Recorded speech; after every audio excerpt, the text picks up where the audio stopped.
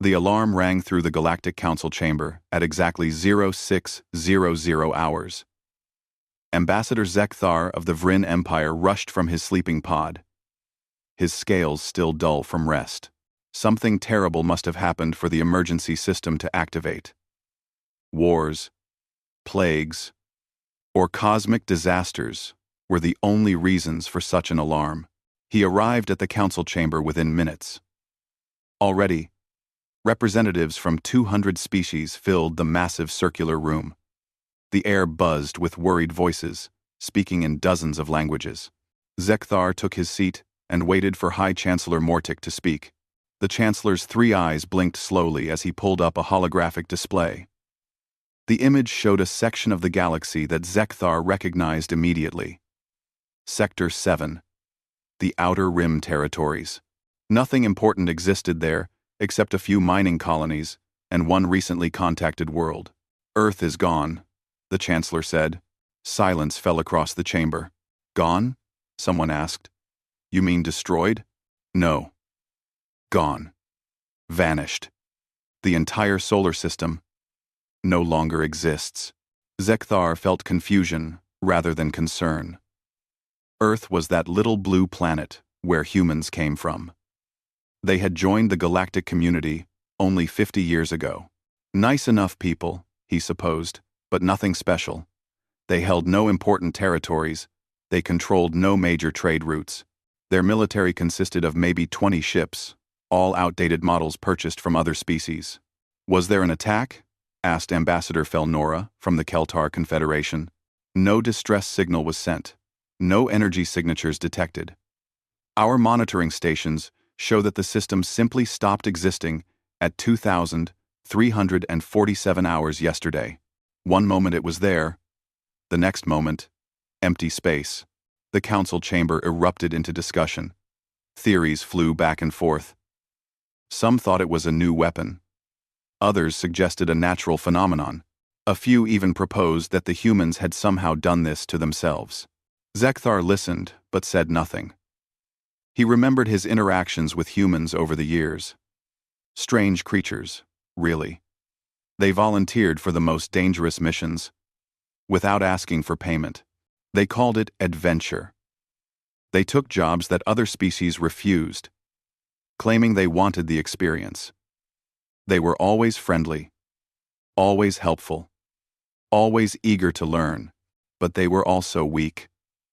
Their bodies broke easily. Their lifespans were short compared to most galactic species. Their technology was primitive. They had nothing that the great empires wanted or needed. I motion that we classify Earth as a lost civilization and move forward, Zekthar said, standing. With all respect to the humans, they were a minor species. We have 200 member worlds. The loss of one, while sad, should not halt galactic business. Several ambassadors nodded in agreement. Others looked uncomfortable but said nothing. There are humans scattered across the galaxy, Felnora pointed out, working on stations, serving on ships, conducting research. What about them? We inform them of their world's fate and offer them citizenship in other systems, the Chancellor replied. They are welcome to remain as part of the galactic community. The vote passed quickly. Earth would be listed as lost. A memorial would be established. Humans living off-world would be contacted. The council moved on to other business. Zekthar returned to his quarters feeling satisfied. It was a clean solution to an unfortunate problem. He had 3 meetings scheduled for that afternoon and needed to prepare.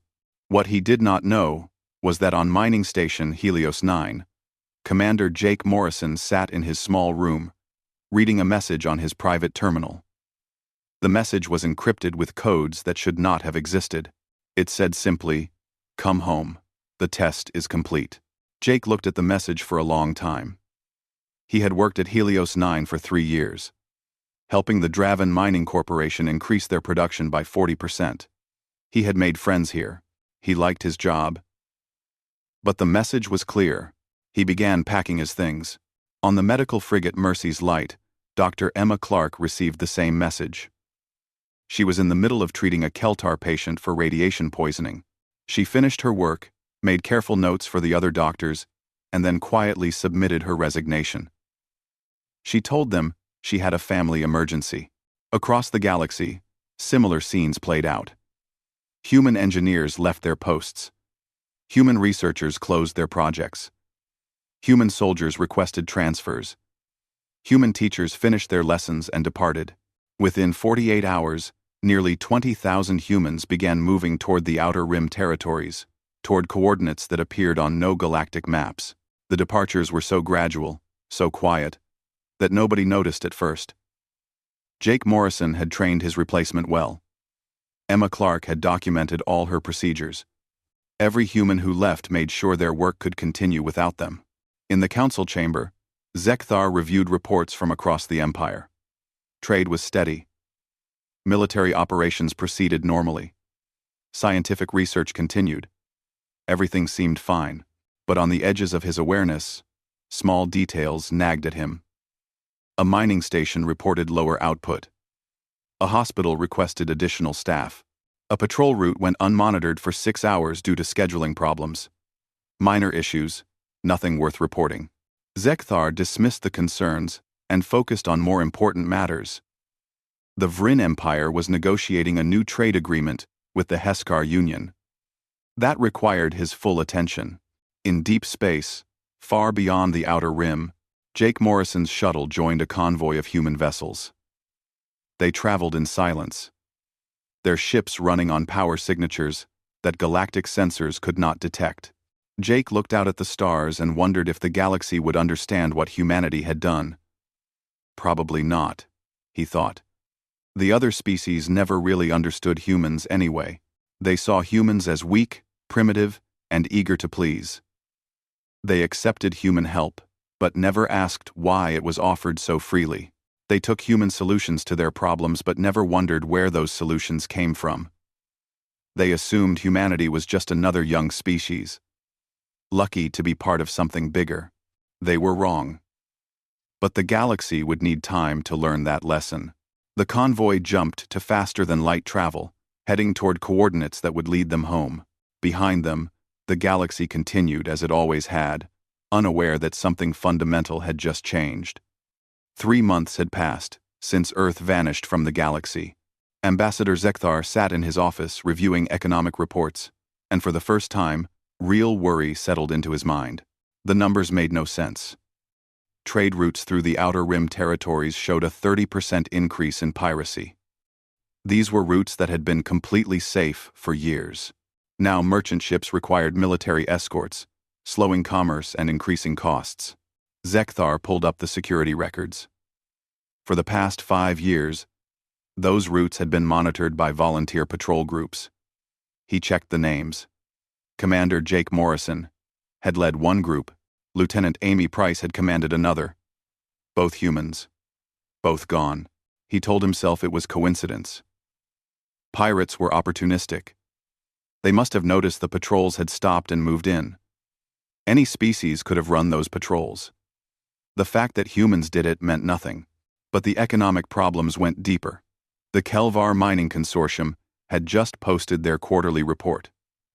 Production was down 40% across all facilities. That kind of drop could destabilize the entire industrial sector. Zekthar called Sharal, the consortium's head of operations. The crystalline being appeared on his screen, looking tired despite having no need for sleep. "Ambassador, I was expecting your call," Sharal said. "Explain these numbers to me." 40%? Sharal's form dimmed slightly, a sign of embarrassment in his species. "We had a human engineer named Ben Carter. He worked at our main facility, on Kelvar Prime, for 4 years. We thought he was just a maintenance worker. After he left, we discovered he had redesigned our entire extraction process. So hire another engineer." We tried. Ben's system was built on principles we do not understand. He integrated equipment in ways our textbooks say should not work. But they do work. They worked perfectly. Without him to maintain and adjust the system, we have reverted to our old methods. Did he patent his designs? Buy the information from him. Charal made a sound like breaking glass, his species' version of bitter laughter. He filed no patents. He kept no records. When we asked him about his modifications, he would smile and say he just liked tinkering. We never thought to document his work because he was always there to fix things. Zekthar ended the call feeling more unsettled. He pulled up galactic news feeds and began searching for other anomalies. The Galactic Health Organization had issued an alert.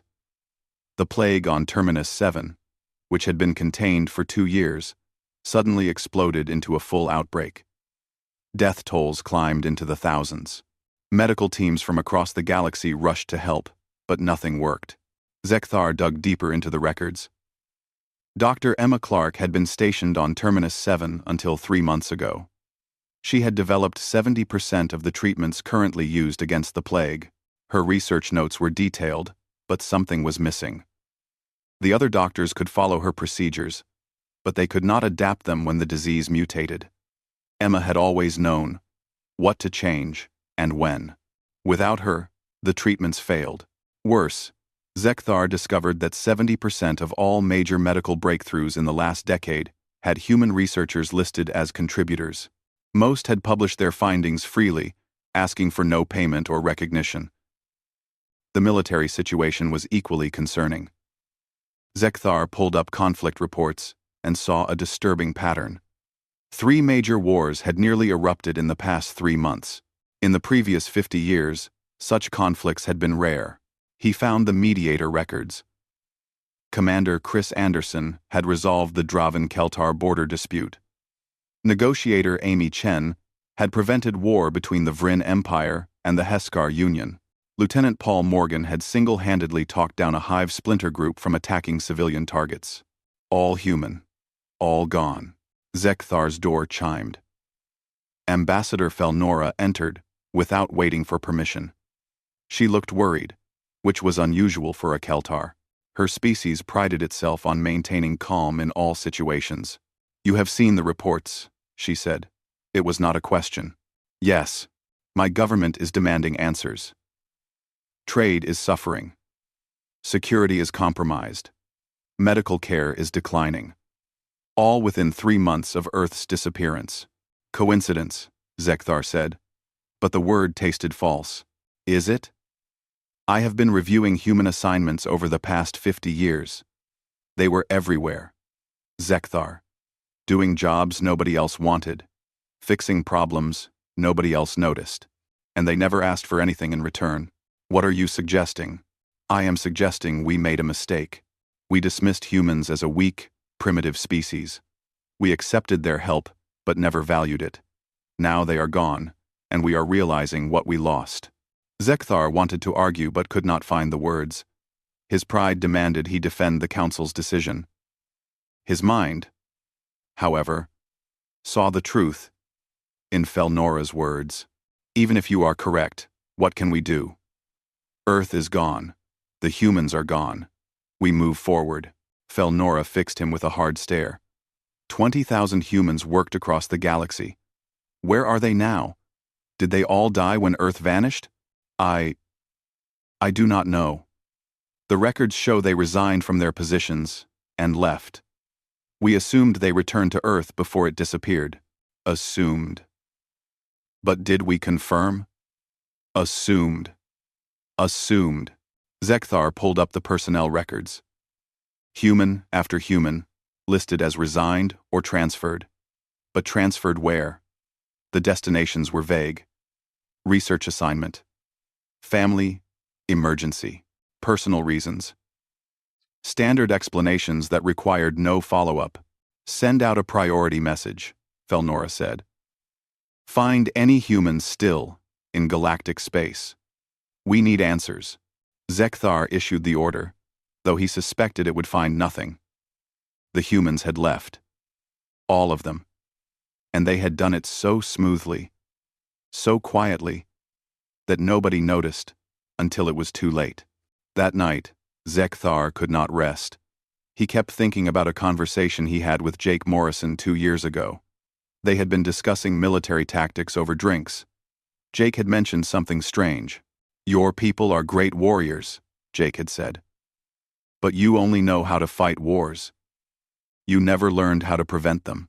At the time, Zekthar had taken it as a compliment. Now, he understood it was an observation. A judgment. Perhaps.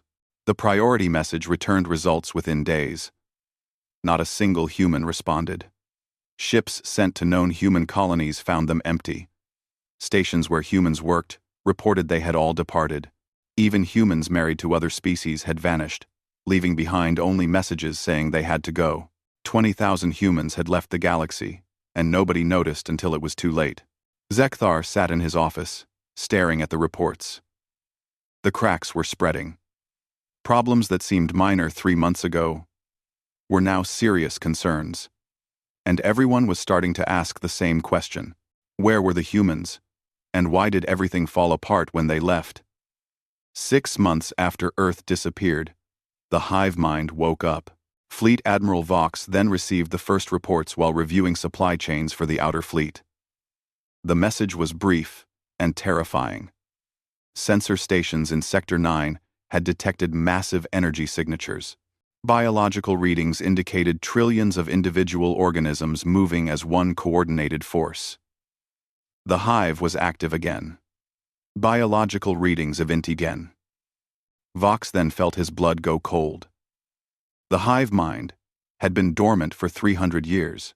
Ancient records described it as the galaxy's worst nightmare, a collective consciousness that consumed entire worlds, adding their biomass to its own.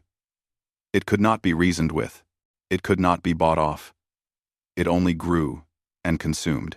The last time the hive woke, it took the combined might of 50 species and a decade of war to push it back into hibernation. Billions died. Whole star systems were sterilized to stop its spread. Now it was awake again, and the galaxy was not ready. Vox then called an emergency military council. Representatives from every major fleet gathered within hours. The meeting was tense. Everyone knew what the hive meant. Everyone remembered the stories. How long before it reaches inhabited systems? Asked Commander Torval of the Heskar fleet. 2 weeks at its current expansion rate, Vox then replied. Maybe 3 if we are lucky. Then we mobilize everything. Every ship, every soldier, every weapon. Agreed. The largest armada in galactic history assembled over the next 10 days. 5,000 warships from 200 species. It was an impressive sight. Vox then stood on the bridge of his flagship and felt confidence return. The hive was dangerous, but the galaxy had advanced. Technology had improved. Tactics had evolved. They were ready. The first battle took place at the edge of Sector 9, near a mining colony that had been evacuated hours before. The hive sent a wave of biological ships, organisms the size of frigates that moved through space propelled by internal gas jets. They looked like nightmare versions of aquatic life, all tentacles and teeth and armored shells. Vox then gave the order to fire. Energy weapons lit up the darkness. Missiles streaked toward their targets. Railguns launched projectiles at relativistic speeds. The initial barrage was devastating. Hundreds of hive ships died in the first minute. Then the second wave arrived, and everything changed. The hive adapted. Ships that had been vulnerable to energy weapons now shrugged them off. Organisms exposed to railgun fire grew armored plates that deflected the slugs. The hive learned from every attack and evolved countermeasures in real time. The battle turned into a slaughter. Vox then watched in horror as his carefully planned strategies fell apart. Every tactic he tried, the hive countered. Every weapon he deployed became less effective. The enemy learned faster than he could adapt. Fall back, he ordered. All ships retreat to Rally Point Gamma. The fleet withdrew, leaving behind 200 destroyed vessels and thousands of dead crew members. Vox then sat in his command chair, staring at the casualty reports. In one battle, he had lost more ships than in the previous 20 years of service. The council demanded answers. How could the hive be so effective? Why were their weapons useless? What could be done? Vox then had no answers. He returned to his quarters and began reviewing tactical databases, searching for any information that might help. Hours passed. He found nothing useful. Ancient battles against the Hive showed the same pattern. Initial success, followed by adaptation and failure. A junior officer named Kels entered his quarters carrying a data chip. She looked nervous. "Admiral, I found something." "Show me." Kels loaded the data chip. A document appeared on screen. It was a tactical analysis written 3 years ago by someone named Lieutenant Amy Price. Human. The report's title was simple: Theoretical Counter-Strategies for Adaptive Hive-Type Enemies. Vox then read the first page and felt his breath catch. Amy had predicted this exact scenario. She described how a hive mind would adapt to conventional warfare. She outlined 17 different approaches to counter that adaptation. Her analysis was brilliant, far more sophisticated than anything Vox then had seen from his own tactical staff. "Where did you find this?" he asked. "It was filed in the Rejected Proposals Archive. Someone dismissed it because humans lack real combat experience." Vox then felt anger surge through him. This report could have saved hundreds of lives. Instead, it was buried and forgotten because of pride and prejudice. "Send this to all fleet commanders immediately. We implement these strategies in the next engagement." The second battle went better. Using Amy's suggestions, the fleet rotated weapon types constantly. They attacked from multiple angles simultaneously. They used psychological warfare, exploiting the Hive's reliance on pattern recognition. The Hive still adapted, but slower. The fleet achieved a stalemate, rather than a defeat, but a stalemate was not victory. The Hive continued to expand. Planets in Sector 9 fell one by one. Billions of refugees fled toward the inner systems. Food shortages began. Medical facilities overflowed with wounded. The galactic economy started to collapse under the strain. Zekthar attended emergency council sessions every day. The mood was grim. Some species wanted to abandon the outer territories and fortify the core worlds. Others argued for a desperate final assault. Nobody had a solution that would actually work. During one particularly heated debate, High Chancellor Mortic pulled up historical records and displayed them for everyone to see. "I have been researching our archives," he said, "looking at patterns in galactic history. I found something disturbing." The screen showed a timeline stretching back millions of years. Civilizations rose and fell in cycles. Periods of prosperity, followed by dark ages. The pattern repeated 7 times. "Notice when the dark ages begin," Mortic said. "They always start after a promising young species mysteriously disappears. 7 times in our recorded history. 7 different species, all showing similar traits. Helpful, curious, adaptable. All vanished without explanation." "What are you saying?" Felnora asked. "I am saying Earth is the 7th such disappearance. And every previous disappearance preceded a galactic collapse that lasted thousands of years." Silence filled the chamber. Zekthar felt sick. The pattern was clear once you knew to look for it. The galaxy was not stable on its own. It needed something. Some missing element that these vanished species provided.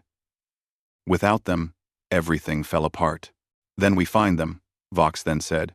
"We find the humans and we bring them back." "How?" Zekthar asked. "Earth is gone. We have no idea where they went. Then we search. We send ships to every corner of the galaxy. We follow every lead. Because if we do not find them, we all die."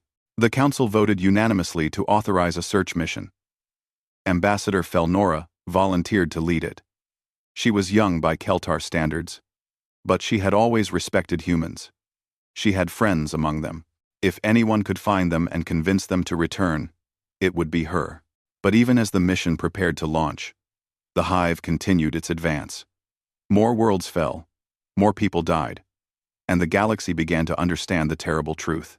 They had not just lost a minor species, they had lost their foundation. and without it, everything was crumbling. Ambassador Felnora stood on the bridge of her scout ship, the Seeker, staring at a section of space that should not exist. According to every map, every chart, every sensor reading, this region was dead, empty. Nothing but void between stars. But she had followed the trail of human transmissions here. The last signals sent by Jake Morrison and Emma Clark had pointed to these coordinates. Dead space. Impossible space. Try active scanning, she ordered her pilot, a young Vryn named Keth. Ambassador, we have been scanning for 3 hours.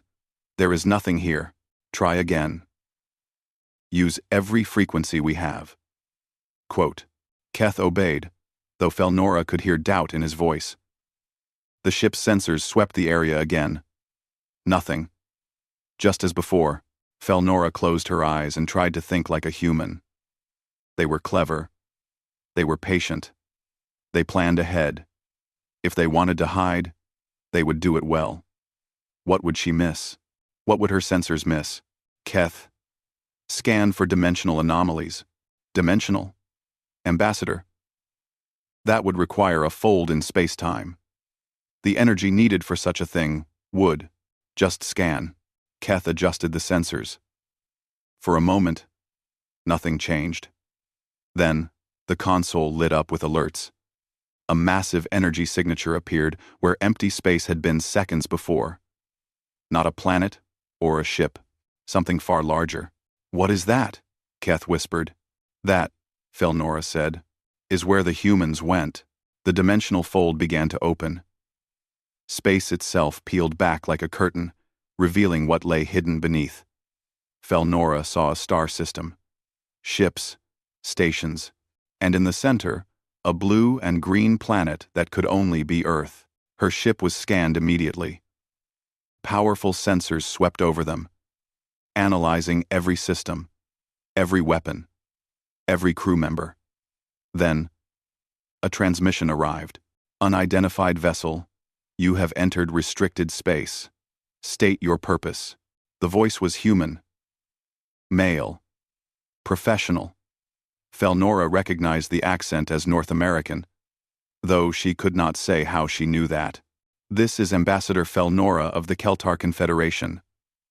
I come seeking an audience with the human leadership. The galaxy needs your help. Aft. A long pause. Then, stand by for escort. 3 ships emerged from the fold. They were sleek, beautiful, and completely unlike anything Felnora had ever seen. They moved with impossible grace, their hulls seeming to shift between solid matter and pure energy.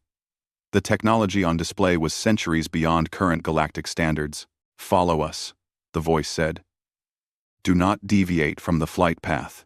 The Seeker followed the escort ships into the fold and through to the other side. Felnora found herself in orbit around Earth.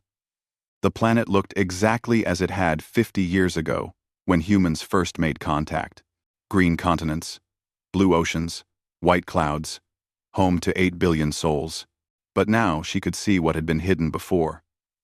Orbital platforms surrounded the planet, each larger than most space stations. Defense grids that could probably vaporize her ship 1,000 times over. Construction facilities building vessels that made galactic warships look like children's toys. This was not the primitive world the galaxy had dismissed. This was a civilization that could challenge entire empires alone. The escort brought her to one of the orbital stations. Felnora and Keth were met by a security team who politely but firmly scanned them again before allowing entry. They were led through corridors filled with humans going about their business. Nobody stared. Nobody seemed surprised to see aliens walking among them. Finally, they reached a conference room. A man waited inside. He was perhaps 50 years old, with gray hair and tired eyes. He wore simple clothes. No uniform or rank insignia. Ambassador Felnora, he said, extending his hand. I am Director Nathan Cross. Welcome to Earth. Felnora took his hand, remembering the human gesture of greeting. Director Cross, thank you for seeing me. Please, sit. I assume you have many questions. The galaxy is dying, Felnora said, deciding on direct honesty. The hive mind has awakened. We cannot stop it. Without human help, billions will die. Nathan nodded slowly. We know. We have been watching. Then you know we need you. Please, come back. Help us. Why should we? The question caught Felnora off guard. Because people are dying. Because you are part of the galactic community. Because we always help? Nathan finished. That is what you expect, is it not? Humans show up and fix your problems, asking nothing in return. That is what we did for 50 years. Yes, and we were wrong not to appreciate it. I admit that. But please, this is bigger than pride. Nathan stood and walked to a window overlooking Earth. Let me tell you a story, Ambassador. 50,000 years ago, humanity achieved faster than light travel. We explored the galaxy and found it full of young civilizations, all struggling, all fighting, all barely surviving. We decided to help. Felnora listened, her mind reeling. 50,000 years? We seated ourselves among the other species, Nathan continued. We lived with them, worked with them, taught them, not as conquerors or gods, but as equals. We believed that if we just showed them how to cooperate, how to care for each other, they would learn. They would become better. What happened? They thrived while we were there. Then we would leave to see if our lessons stuck. They never did. Every time, the civilizations collapsed into war and dark ages. We would wait, then try again with new identities. You have been testing us. Yes. For 50 years, we lived among you as a minor species. We helped with everything. We filled every gap. We solved every problem. We wanted to see if you would value cooperation, or if you would only accept it when it came from a position of weakness. And we failed. Nathan turned to face her. The moment we disappeared, everything fell apart. Not because you lacked the ability to solve your own problems, but because you never tried while we were around. You took our help for granted. You dismissed us as primitive, even as you relied on us for everything important. Felnora felt shame burn through her. Everything he said was true. The galaxy had treated humans as servants, not equals. They had accepted human genius while belittling human worth. So, you will leave us to die? We are prepared to seal this sector of space completely. We will survive. Your civilization will fall. In 10,000 years, perhaps the next one will be different. Wait. Felnora stood, her voice shaking. You are right. We failed. We were arrogant and blind. But some of us have learned. Young species across the galaxy are changing. They are trying to be better. They are asking themselves what humans would do. Please, do not give up on us yet. Nathan studied her for a long moment. What would you have us do? Come back. Not as saviors, but as teachers. Not as servants, but as equals. Help us one more time. Let us prove we can learn. And if you fail again, then we deserve what comes. Nathan was quiet for several minutes. Finally, he said, I will present your request to the council. But understand, Ambassador, if we return, it will be different. We will help, but you must do the hard work. We will teach, but you must learn. We will fight beside you, but not for you. Can the galaxy accept that? It must, Felnora said. Because the alternative is extinction, Nathan nodded. Wait here. I will return with our decision. He left, and Felnora sat alone in the conference room, staring out at Earth below. She thought about everything she had learned. Humanity was not young or weak. They were old, powerful, and patient. They had watched civilizations rise and fall for 50,000 years. And still, somehow, they hoped the next one might be different. and she could see in the faces around her that some already knew what she would say. The truth had a way of showing itself, even when people tried to hide from it. "The humans are alive," she said. "Earth was never destroyed. They chose to leave." The chamber erupted. Some ambassadors shouted in anger, calling it betrayal. Others sat in stunned silence. A few, mostly from younger species, simply looked relieved that humanity still existed. Zekthar stood, his scales flushed dark with emotion. "They lied to us. They manipulated us." "No," Felnora said firmly. "They tested us, and we failed. They have been part of galactic civilization 7 times, over 50,000 years. Each time, they helped. Each time, they left. Each time, everything collapsed without them. We are not special. We are just the latest in a long line of civilizations that could not survive without help." "That is impossible," someone said. "No species lives that long. Humanity does. I have seen their world, their technology, their history. Everything they told us was true, just incomplete. They were never a young species stumbling into space.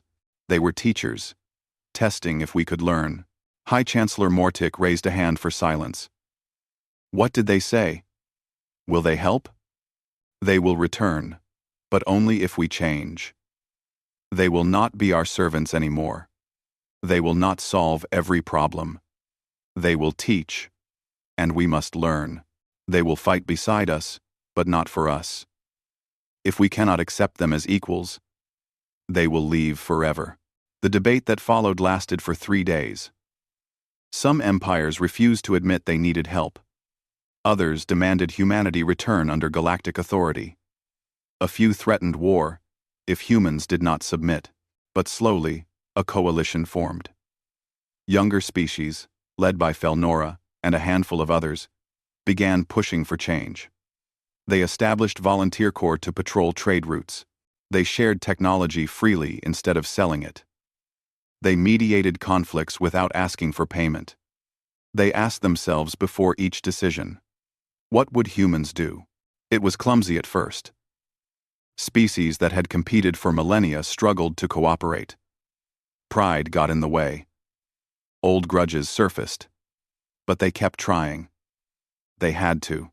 The hive mind continued its advance, and without change, everything would end. Then, on the eve of what military analysts predicted would be the final battle, a transmission reached the Council. It came from outside the dimensional fold, broadcast on frequencies only humans used.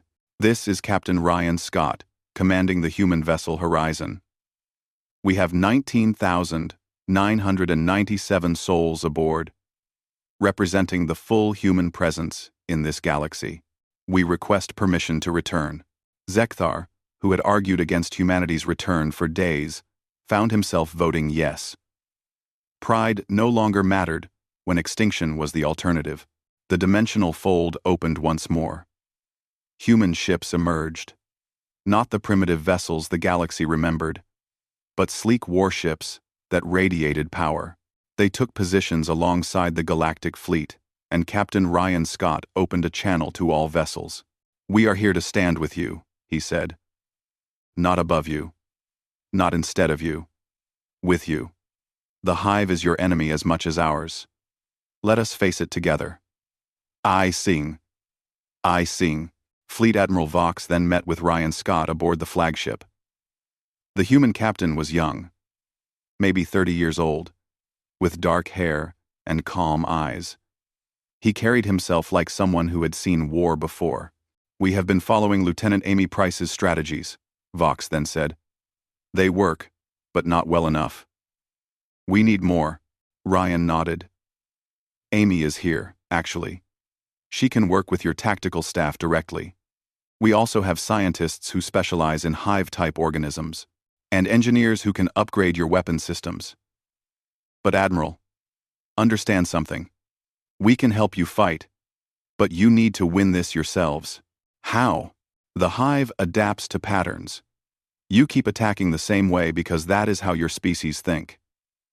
Amy can teach you human tactics, but you need to combine them with your own strengths. The Keltar are natural scouts. The Vryn are fearless in close combat. The Heskar have the best mathematicians in the galaxy. Use those strengths. Think like a team, not separate armies. The words were simple, but they represented a fundamental change in thinking. The galactic species had always fought as individuals. Each empire competed for glory. Now Ryan Scott was asking them to truly cooperate. The final battle began 3 days later. The Hive had massed its forces for a push into the core worlds. Trillions of organisms, all moving as one, all utterly focused on consumption and growth. The combined fleet met them at the Keltar frontier, near a nebula that had been the site of dozens of ancient battles. Vox then commanded the center. Human ships took the flanks. But now, Keltar scouts worked with human sensors. Vryn shock troops coordinated with human marines. Heskar targeting computers combined with human intuition. Amy Price stood in the flagship's tactical center, working alongside Vox then's staff. She would suggest strategies, but the galactic officers made the final calls. It was messy. Communication was difficult.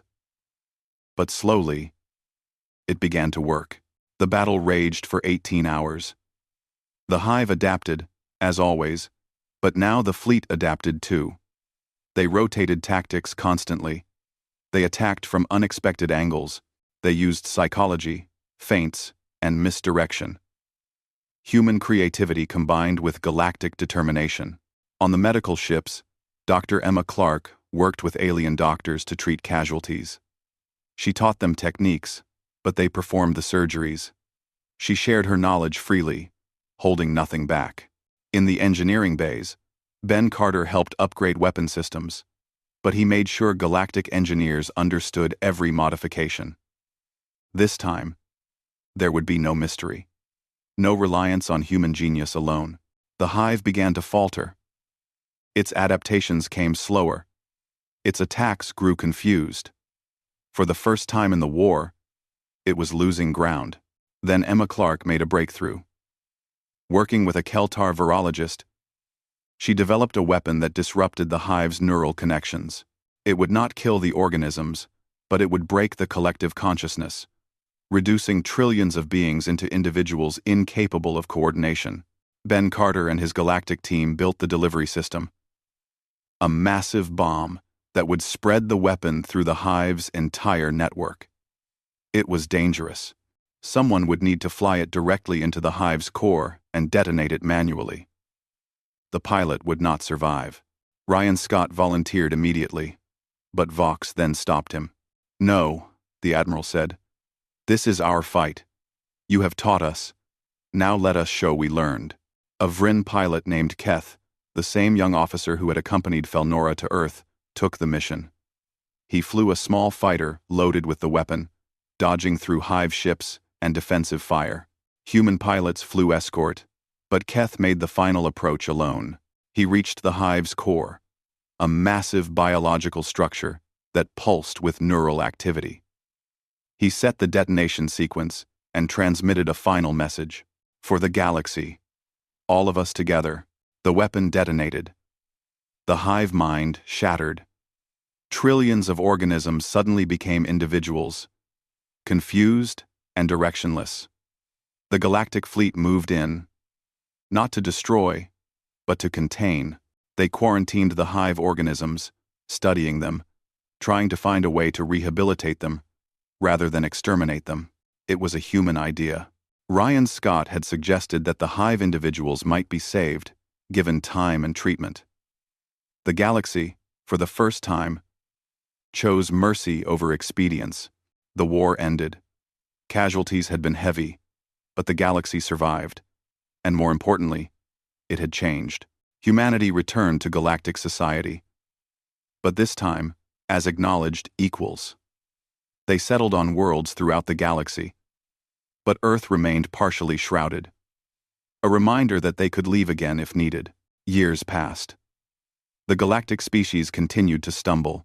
to make mistakes, to fall into old patterns. But now, they had humans among them, not as servants or saviors, but as partners, and slowly, carefully, they learned. Zekthar visited Earth 5 years after the war. He met with director Nathan Cross again, this time as friends rather than adversaries. "We are trying," Zekthar said. "It is difficult. Change does not come easily." "It never does," Nathan replied. "But you are doing better than any previous civilization. You asked for help instead of demanding it. You fought alongside us instead of behind us. That is progress. Will you leave again? Probably. In a few centuries, perhaps. We will need to see if what you learned becomes permanent, or if you slip back when we are gone. And if we fail, then we try again. We have time. The universe is patient." Zekthar looked out at Earth, at the beautiful blue world that held such ancient, patient people. "Why do you keep trying? After 50,000 years of failure, why not give up? And to fighters for sense of you," Nathan smiled. "Because someone has to believe things can be better. Might as well be us." On a space station orbiting a distant world, a human child and a Keltar child worked together on a school project about galactic history. The Keltar child looked at images of the Hive War and asked, "Why do humans always help, even when it is hard?" The human child thought for a moment, then smiled. "Because that is what friends do. And we want to be friends with everyone." The answer was simple, but it was enough.